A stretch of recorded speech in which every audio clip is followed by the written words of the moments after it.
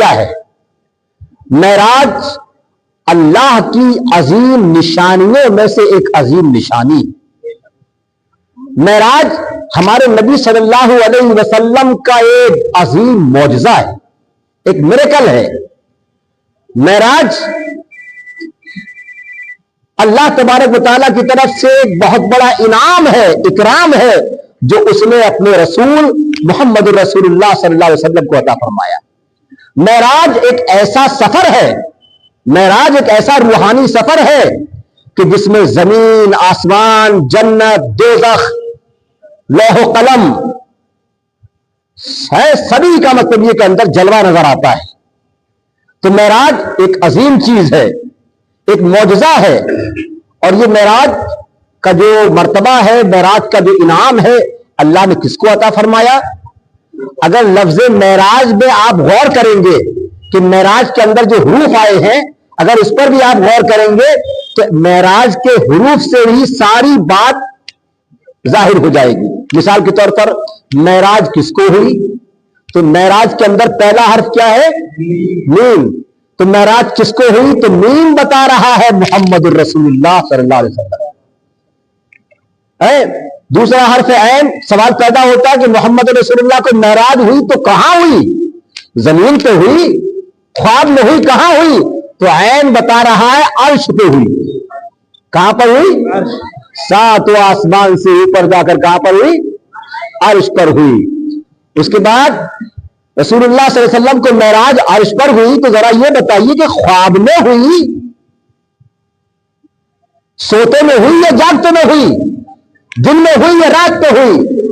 تو رے بتا رہا ہے رات میں ہوئی۔ اور سبحان الذی اسری بعبدہ لیلا من المسجد الحرام الى المسجد الاقصی، رات کے حصے میں جو رات و رات، تو رات میں ہوئی۔ اب سوال پیدا ہوتا چلیے رات میں ہوئی تو خواب میں ہوئی یا جاگتے میں ہوئی؟ معراج، اچھا ہاں، معراج میں کس کو دیکھا، کس کی مطلب زیارت کی، کس کا مشاہدہ کیا، کس سے ملاقات کی؟ تو الف بتا رہا ہے اللہ، اور اس کے بعد کہ سوتے میں ہوئی یا جاگتے میں ہوئی، تو جیم بتا رہا ہے جاگتے میں ہوئی، سوتے میں نہیں ہوئی۔ تو معراج کے حروف بتا رہے ہیں کہ معراج کس کو ہوئی، کہاں ہوئی، کیسے ہوئی۔ معراج کے لفظوں کے اندر پوری معراج کی ترجمانی نظر آتی ہے۔ اب سوال پیدا ہوتا ہے کہ آخر اللہ نے اپنے رسول، اپنے حبیب، اپنے محبوب کو معراج کیوں کرائی؟ ساتوں آسمانوں کے اوپر کیوں بلایا؟ بلانے کی وجہ کیا تھی؟ بلانے کی ضرورت کیا تھی؟ اللہ تبارک و تعالیٰ نے روزہ فرض کیا زمین پر، زکوٰۃ فرض کی زمین پر، حج فرض کیا زمین پر، قربانی واجب کی زمین پر، لیکن نماز کہاں فرض کی؟ عرش پر، اپنے پاس بلا کر، سمجھے نہیں؟ اور ایسے ہی نہیں، عرش پہ بلا کر بلایا اپنی معراج، اور جو تحفہ دیا ساری امت کی معراج، جو تحفہ عطا فرمایا وہ ساری امت کی معراج۔ کیسی معراج؟ پیارے آقا صلی اللہ علیہ وسلم فرماتے کہ الصلاۃ معراج المومنین، نماز مومنوں کی معراج ہے۔ ساتوں آسمانوں سے اوپر بلا کر اللہ تبارک و تعالیٰ نے معراج کرائی، نماز کا تحفہ دیا۔ کیسا تحفہ؟ کہ اگر آپ کے امتی اس کو صحیح طریقے سے ادا کریں گے تو ہر نماز میں ان کی معراج ہوگی۔ اور آپ دیکھیں حدیث پاک میں آتا ہے کہ جب نماز پڑھنے والا نماز کی نیت باندھتا ہے اور اس کی توجہ، اس کی مطلب انٹینشن، اس کا خیال ادھر ادھر بھٹکتا ہے، تو اللہ تبارک و تعالیٰ ارشاد فرماتا ہے بندے تیری توجہ کدھر، تیرا دھیان کدھر ہے؟ سامنے دیکھ، تیرے سامنے کون موجود؟ پیارے آقا فرماتے ہیں کہ اگر نمازی یہ دیکھ لے، جان لے کہ نماز میں اس کے سامنے کون موجود ہے، تو قیامت تک سلام نہ پھیرے۔ تو بندہ جب نماز پڑھتا ہے تو اللہ سے باتیں کرتا ہے۔ کیا کرتا ہے؟ اللہ سے باتیں کرتا ہے، اللہ سے ہم کلام ہوتا ہے۔ اور معراج میں کیا ہوا تھا؟ محبوب اور محب کے درمیان، تو اللہ سے باتیں کرنا کا نام کیا ہے؟ معراج ہے۔ جب آپ قرآن پڑھتے ہیں اور پیارے آقا نے ارشاد فرمایا کہ جب تمہارا خدا سے باتیں کرنے کو جی چاہے تو قرآن پڑھا کرو، کیا کیا کرو؟ پیارے آقا نے فرمایا اذا احدث ربکم فلیقرأ القرآن، جب تمہارا خدا سے باتیں کرنے کو جی چاہے تو کیا کیا کرو؟ قرآن پڑھا کرو. اور آپ غور کریں کہ ہم پڑھتے ہیں الحمدللہ رب العالمین، تمام تعریف اللہ کے لیے ہے. کس سے کہہ رہے ہیں؟ کہلوا کون رہا ہے؟ رب العالمین، جو سارے عالم کا رب ہے. مالک یوم الدین، قیامت کے دن کا مالک ہے. ایاک نعبد و ایاک نستعین، ہم تیری ہی عبادت کرتے ہیں، کس سے مدد چاہتے ہیں؟ کس سے کہلوا رہا ہے اور کس کے لیے کہلوا رہا ہے؟ اسی کا نام تو کیا ہے؟ باتیں کرنا ہے، ہم کلام ہونا ہے. تو اللہ نے اپنے محبوب کو جو معراج کرائی، کیوں کرائی؟ تو یاد رکھیں ہمارے یہاں شریعت کے اعتبار سے اسلام کے اندر دو گروہ ہیں، ایک صوفیہ کا اور ایک علماء کا. ایک اہل شریعت اور اہل طریقت، اہل محبت. دونوں نے اس کی وجہ بیان کی ہے، حکمت بیان کی ہے، فلسفہ بیان کیا ہے. تو جو اہل محبت ہیں، جو اہل محبت ہے وہ اس کا فلسفہ بیان کرتے ہیں کہ اللہ نے اپنے محبوب کو جو معراج کرائی اس کی وجہ کیا ہے.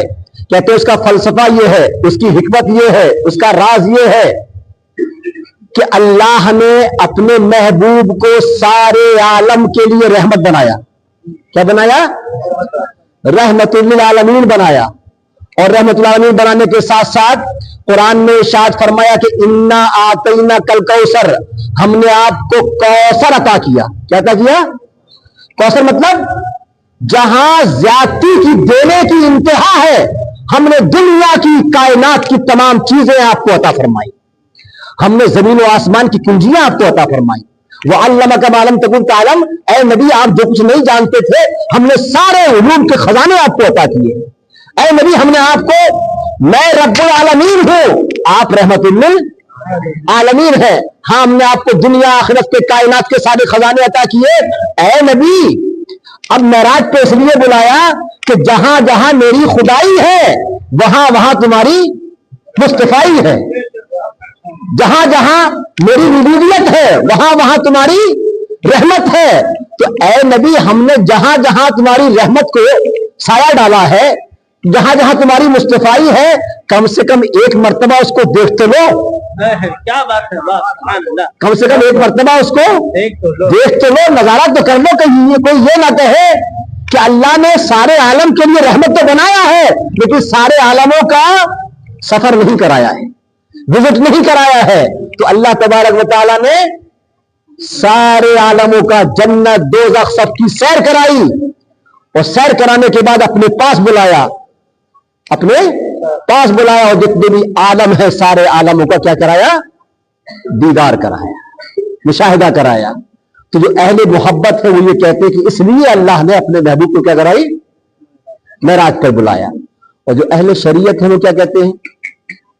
اہل شریعت کہتے ہیں کہ جب رسول اللہ صلی اللہ علیہ وسلم پر پہلی وحی نازل ہوئی، اور وحی نازل ہونے کے بعد شروع میں خفیہ پوشیدہ طریقے پر اسلام کی دعوت دی گئی، چھپ چھپ کر اسلام کو تبلیغ کی گئی، پرچار کیا گیا، پرسار کیا گیا.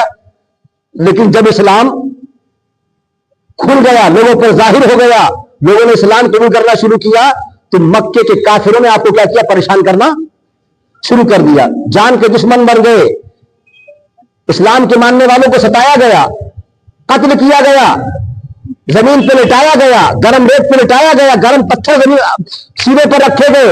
اور بعد میں کیا کیا گیا؟ 3 سال تک شیب ابی طالب میں آپ کو کیا کیا گیا؟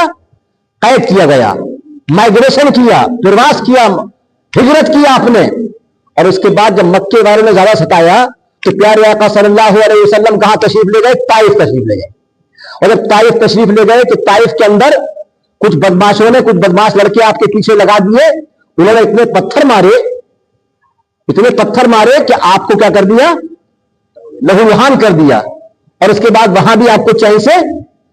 اور پھر یہ کہ اسی سال آپ کی چہیتی، آپ کی بے مثال زوجہ محترمہ حضرت خدیجہ، جنہوں نے اپنا مال اسلام کی راہ میں قربان کیا، پیارے آقا صلی اللہ علیہ وسلم نے جب تک حضرت خدیجہ رہی کسی کوئی عورت دوسری عورت سے نکاح نہیں فرمایا. کیسی عورت ہو تو حضرت خدیجہ جیسی کہ جب پیارے آقا رنجیدہ ہوتے تھے غمزدہ ہوتے تھے تو حضرت خدیجہ ایسی بات کرتی تھی کہ اللہ کے رسول کے چہرے پر مسکراہٹ آ جایا کرتی.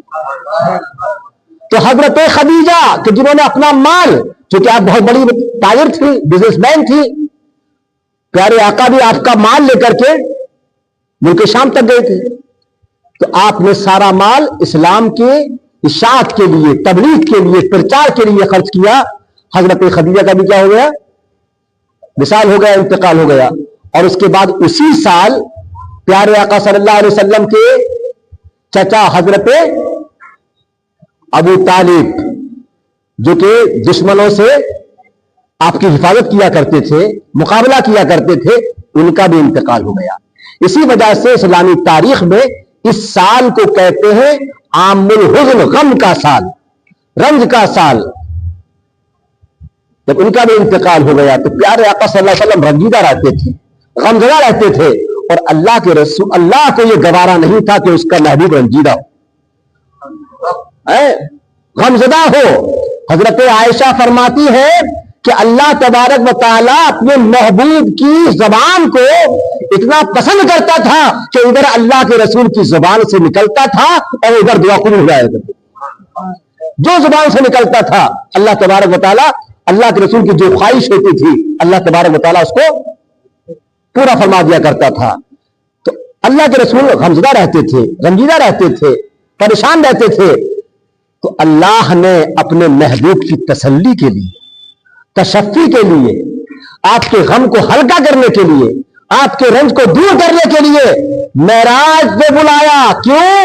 کہ لقاء الخلیل شفاء العلیل، لقاء الخلیل شفاء العلیل. ایک محبوب کے لیے سب سے بڑی نعمت دولت یہ ہے کہ اس کی محبوب سے ملاقات ہو جائے، اس کے دوست سے کیا ہو جائے؟ ملاقات ہو جائے. بیمار کے لیے سب سے بڑی یہ شفا ہے.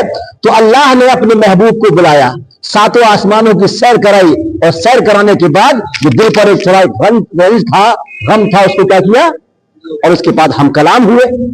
اس کے بعد کیا ہوئے؟ ہم کلام ہوئے، تحفے عطا فرمائے. معراج میں اللہ نے اپنے رسول کو 3 تحفے عطا فرمائے. کتنے؟ 3 تحفے. پہلا تحفہ کیا تھا؟ نماز، 5 وقت کی نماز. وہ آپ سنتے رہتے کہ 50 وقت کی تھی، وہ ایک نماز عطا فرمائی. دوسرا تحفہ سورہ بقرہ کی آخری آیتیں، للہ ما فی السماوات و ما فی الارض سے لے کر فانصرنا علی القوم الکافرین.